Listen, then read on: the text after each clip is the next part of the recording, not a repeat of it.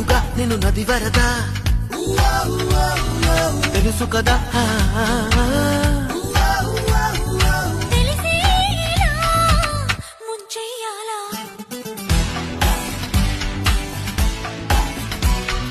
అవును నిజం నువ్వంటే నాకిష్టం